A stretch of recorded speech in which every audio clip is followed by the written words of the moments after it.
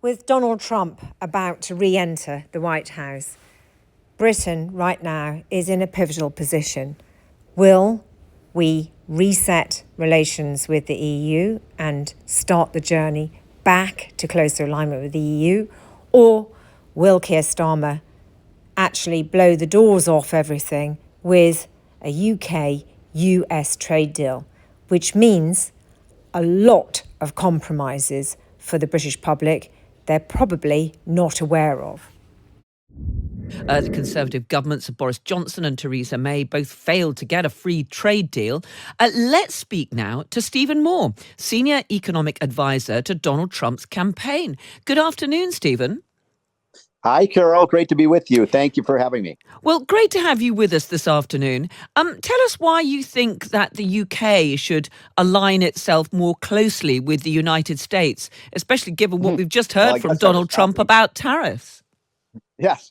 Well, I was talking to one of your reporters late last week, and I guess I lit a match and I started a forest fire here. But I would say that, what I was trying to explain is that, first of all, Britain is certainly one of America's closest allies, and we hope to continue our economic and national security bonds. It's very important for both countries.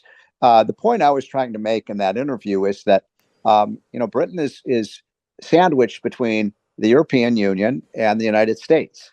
And I think the struggle for Britain for the last many decades is, will Britain move more towards the U.S. economic model, which is more free market oriented and less big government oriented, or the European model, which is more socialist?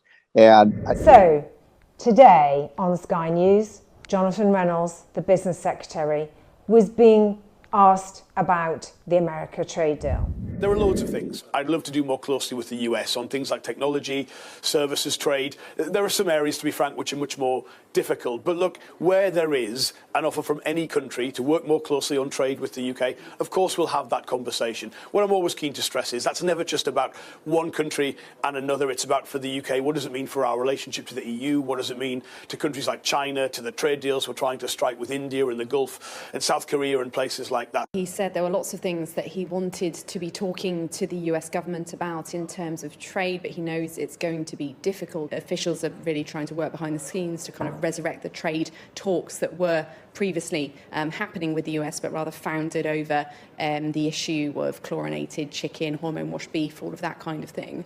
There's also a growing concern that if we do strike a closer trading relationship with the US, that could then mean compromising on our relationship with the EU because of the very different agricultural standards. There you have it. The issue about the USA trade deal is about standards, food standards, and the destruction of British farming, but also it is an obstacle to our relationship and closer alignment with the EU. And in 2016, in the Times newspaper, Emma Duncan published an article saying that we may have to wait for a Labour government to deliver what is cheaper food, which means substandard food for Britain, and to eradicate, or largely eradicate, our British farming. A few weeks ago, Tony Blair's former advisor, John McTernan, appeared on GB News and made a outrageous statement. Farmers still get a privileged status for their farms, and I think that may or may not be right. I'm personally in favour of doing to farmers want to go on the streets, we can do to them what Margaret Thatcher did to the miners. So just to be clear, John, you would beat them up? No, close them. I mean, there's an industry we could do without. So, okay, all right, so this got weird. So you would do to farmers what Margaret Thatcher did to miners, which was, and she used very heavy-handed police tactics, followed by what? Putting them out of business. If people are so upset that they want to go on the streets and spray slurry on them, then we don't need the small farmers. Right. Most people reacted to this event with cause of disbelief that McTernan was mad. They gaslit him. But I think at that stage, we really had the beginning of seeing that the Labour Party, the Labour government, led by Keir Starmer, are in fact committed to delivering the Brexit vision of a US trade deal. Keir Starmer's chief advisor, Morgan McSweeney, was the protégé of Lord Glassman, who recently was on GB News, and he made it clear, as the founder of something called Blue Labour, that he's a big fan of Brexit, Donald Trump, and that we should embrace it. Should Labour be worried about Trump? No. Labour's got to embrace this because it's absolutely consistent with what it needs to do to be a transformative government. First of all, we've left the EU. Now, this is the big thing that our foreign policy. And you have no problem with that, do you? I love that. I mean, that had to be done. And look at Germany, look at France, look at the EU. That was a great move by the British people, and we've got to honour it and follow it. And that means we've got to have a post-Brexit foreign policy and a post-Brexit industrial and economic strategy. We've got to recognise that we need to secure our borders. So there's a huge alignment. What Trump is a world historical figure now, and what he represents is the end of globalisation. Labour should be dancing in the streets about this, really. And yet they're not.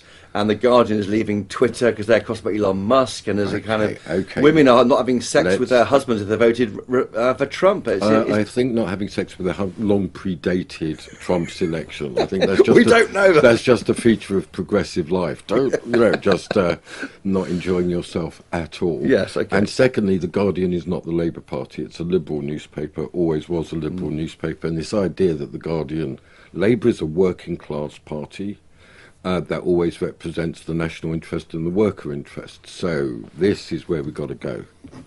And how they get there, I mean, they've got to is what they have to do, maybe, Labour should do, is not worry about what he says, but what he does. Look at his actions. Is that the point? I think this... Look, no. He's the President of the United States. He won over 50% of the vote. He won the Electoral College. He won the Senate. He won the Congress. So what are we doing here? America is our principal ally in the world. I don't think we should pay the slightest attention to the internal hysterias of American politics. What we've got to do is build a genuine alliance with the United States around the necessity of industry, of reshoring, of breaking the globalized economic system, of pursuing our national interests, and particularly we've got the major problem for me is that our army is 75,000. In order to be an actual army, it's got to be 100,000. I would go further and say that we need to build it to probably 125,000. We've got to absolutely engage with weapons production. The issue around the Labour Party and their commitments to a Brexit reset with the EU is that the red lines that Keir Starmer has defined mean that there is no possibility of a significant reset. For a veterinary agreement or a phytosanitary agreement, it would mean so much work that we would have to do here in this country. Our borders are not in a good state. A lot of illegal produce is getting in here because we're charging for imports to come in now from the EU, but most of those imports are not being checked, which means that we have got illegal and substandard imports flowing in at a rate of knots. And that is why there are trade barriers to go the other way, specifically to Northern Ireland, that is still in the single market, to all intents and purposes, and over to the continent. And if Keir Starmer was serious about a Brexit reset with the European Union, he would be having to get rid of these red lines. And what I'm seeing is a doubling down on wanting a trade deal with the USA. And part of that is this commitment to the family farm tax, because This is Patrick Minford's vision. The America trade deal, which is really what Brexit was about. It was about turning away from the EU and becoming much closer to the USA.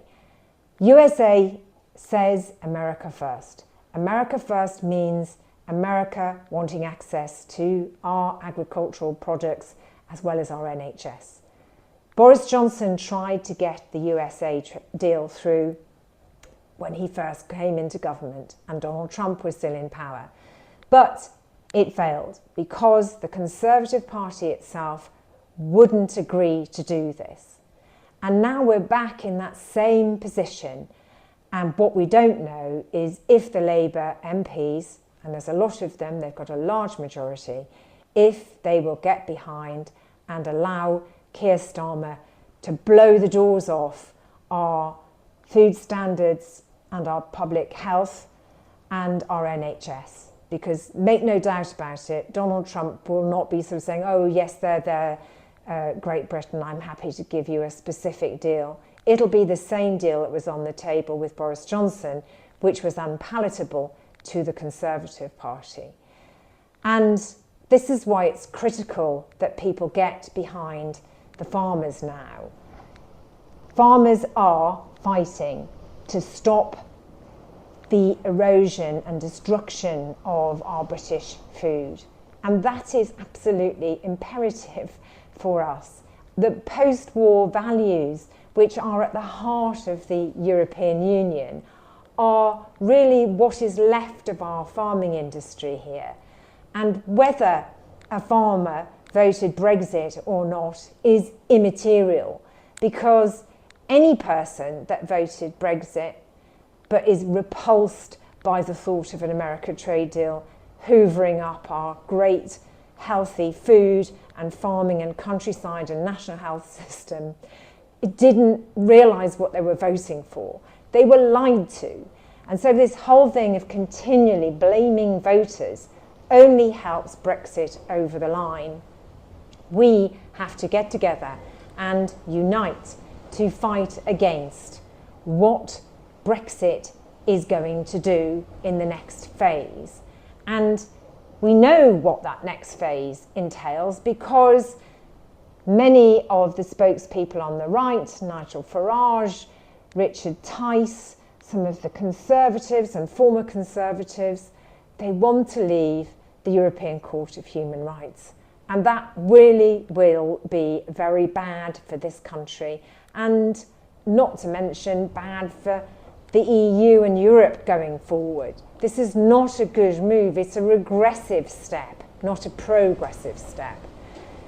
So I hope that I can entice you, and I hope that I can inspire you to think again. Instead of seeing a farming campaign which has the support of people you don't like, and then sort of saying, I'm not going to support them because I don't like Jeremy Clarkson. It is more important to think, Jeremy Clarkson is supporting this, which means the other people that perhaps are more right-wing, that support him, are also uniting together behind those of us who really are pro-European, progressive and liberal. Not to mention the fact that Jeremy Clarkson did actually support remaining in the EU, despite being a largely right-wing conservative type of person.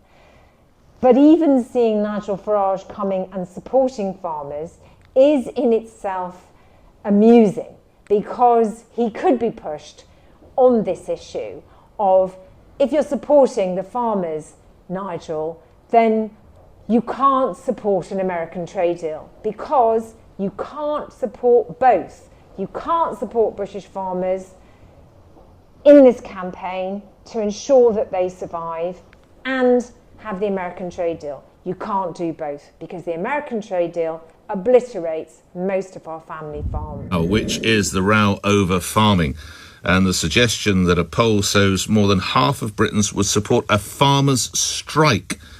Voters back workers in the under-fire farming sector. Ipsos did a poll. 55% of respondents saying farmers, if they decided to strike, would have their support. Let's bring Liz Webster, who's founder of Save British Farming, an arable and beef farmer herself, into the conversation. Let's start right at the top. Your reaction to that poll. Liz, good morning. Good morning, Nick. It's heartwarming to know that the great British public realise that they need farming for their food and their public health and their beautiful countryside. Yes, it's great news that we've got the public behind us. How close are we to a farmers' strike? Well, we're working. I mean, farmers are completely united, and we're going to escalate. And look, these farmers have had their farms for generations, and Keir Starmer's been in his office for 4 months. If Keir Starmer thinks he's going to unseat our farmers from their land, he's greatly mistaken, and he's picked a battle he can't win. Going to escalate. Continue to escalate. Yeah, yes. OK, so put some detail. You say going to escalate or continue to escalate. Put some detail to that. What does that mean? Well, we're not like the French, and we don't want to do anything which is illegal or annoying to the public. So we will continue to push a campaign to get the public aware of what the government are trying to do, because they've used mousetrap politics to get this through. They promised the world to farmers, and they promised they wouldn't do this inheritance tax, which means farmers have to sell their farms to pay the tax. And they're not really being honest about what replaces those farms once they're gone. And so we will continue to try and communicate that by a mixture of activism, and that will step up. And if it does mean that we've got to coordinate for strikes, then I think most farmers are on side with doing that. Do you accept, not in instances such as yourself, Liz, but that some very rich individuals have bought massive amounts of farmland as effectively a tax dodge, for want of a better word? Well, to be honest, Nick, I think this is a bit of a false narrative. A lot of people buy land and it gets developed for solar, or they're investing in tree planting, which is an income. So I don't believe it is about the inheritance tax escaping that. But there is a very easy loophole that they can put in. They can actually exempt any farmer or landowner who's earning the majority of their money from farming. And that's very easy to put in place. But I think they're saying the rest of it to try and actually cover that they are aggressively anti-farming. They're coming at us from all angles to destroy food production as we know it, which will have a massive impact on everything from, as I said, our countryside, our public health, our food standards, our animal welfare standards, everything. And they have been incredibly dishonest about this. And we know that the public back our high standards. Every poll shows 9 out of 10 don't want lower food standards and environmental standards. So I think Keir Starmer has picked a battle bigger than Margaret Thatcher's poll tax. This is an unwinnable thing. You have to take the country with you. You can't come in with 34% of the vote and then actually turn around and say, I'm going to obliterate your food, your standards, your values and your countryside. Liz Webster, you're founder of Save British Farming. You're a farmer yourself. Thank you for your...